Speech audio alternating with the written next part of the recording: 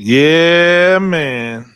I'll tell you what, like nobody can make you sweat it out like you know, um like coaches who just don't want to get their ish together and referees that decide that they don't want to call the game the way that the game should be called.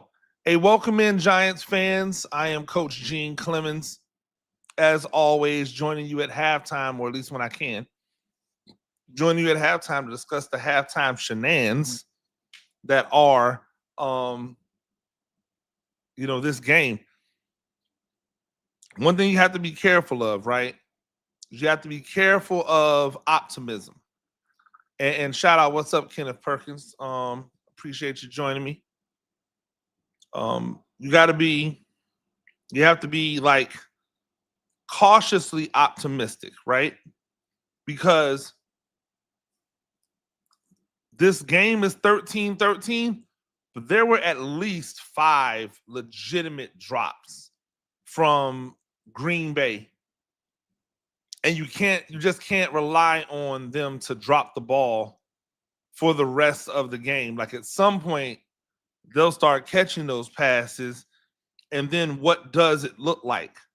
For the Giants offense, if I'm just being honest, like I hate to say it, it's too many runs. Like it's too many runs in this game. They're not like murdering the Green Bay Packers with the run game. Shout out to Jay Mazzella. They're not killing the Green Bay Packers with the run game, and I know there's not a lot to throw to out here. Like we're talking about Isaiah Hodgins being the leading receiver in the first half, which is crazy because he just came back to the team. But that just shows you that Jameis Winston doesn't care who you are. He's going to get you the ball. Amazing. Jalen Hyatt had a reception in the first half, and yet couldn't get the ball out anymore. It's a good thought, by the way. Real quick, Big Moo. Yes, of course, I thought it was a fumble. It was definitely a fumble. They let Green Bay off the hook with that fumble, and I don't know why. Like it doesn't make any sense to me. You called it a fumble on the field, so all you have to do is say, "Is it a fumble?" I mean, you don't have to say it's a fumble. You called it a fumble on the field. All you have to do is tell me if he's down or if he's not down. He clearly was not down. That's what's in question. So I don't know why they did that. It's silly to me. A good point by Larry Thomas. Do you think the win is impacting the play calling? Yes, I do think it's impacting the play calling. I just don't know why it's impacting the play calling. The places that the win really matters is on deeper passes because it has to get up higher in the air, and that's where you can fall into like the slipstream of a stadium. Remember, most stadiums are protected by high walls, right? The bowl sits down in the bottom of it. So the wind has to come into the stadium, swoop down, and then come out. Well, once it hits the wall, it dissipates, right? Once it hits the wall, it dissipates. So it comes over and it comes down. And it's not the same level of wind that you would see if the higher you get up. So the short to intermediate passing game, the passing game that's been working a lot for this Giants offense, should be, right? It should be teed up. It should be going. Like there's no reason for them to have 16 carries in this game, right? 16 carries in this game and only 11 passes when your average on the carries is 3.3 and your average on the passes is 7.8. Just let them go, man. Like, just let these dudes go. Let them play. What do you have to lose, right? Other than the game, what do you have to lose? Like, there's no reason to play this conservatively. There's no reason to, like, once I got the lead, once I had the The first drive, you come down, lead. How did you get that drive down there? Yes, you passed. It was some running, but there were pass plays that got the lead out there for you. So once you get the lead, play like a team with the lead, right? Hunt for the extension of the lead. Don't drop back and like get conservative. Like look for how to stack more on top of it. I don't think that the Giants did that in the first half. Yes, it's play calling, but I've had an issue with some of the non-aggressive times of this offense forever. This looks like, by the way, this looks like the exact same team to me.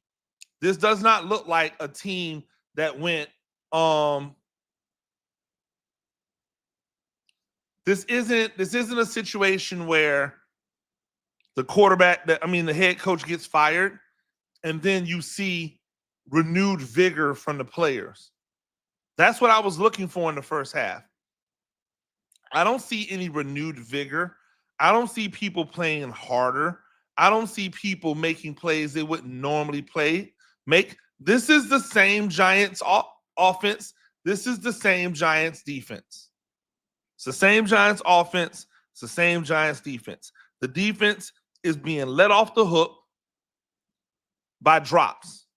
The defense is giving up 6.6 yards a carry. You know who should be running the ball every single time? The Packers should. Why? Because they're getting 6.6 yards a carry. How do you help?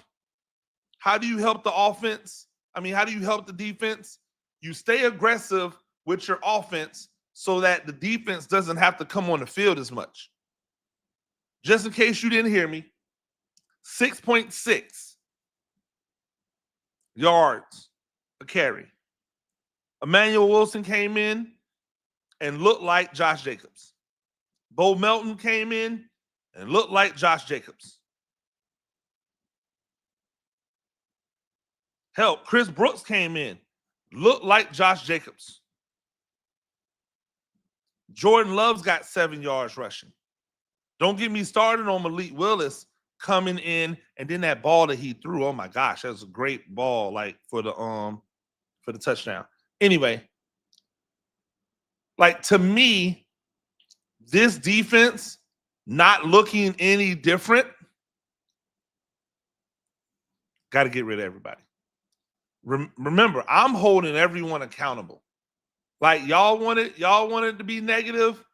I don't need to be negative. I'm just going to call it the way it should be called. Everybody has to go.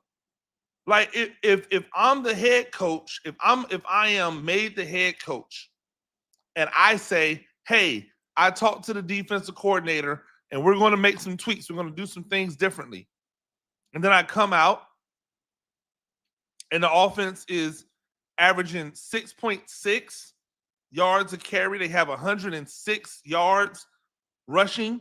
The quarterback is 6 for 13 only because there's been 5 point blank easy. You should catch this 10 times out of 10 drops.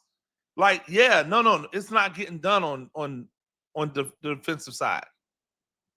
It would not be 13 points if not for all of these drops.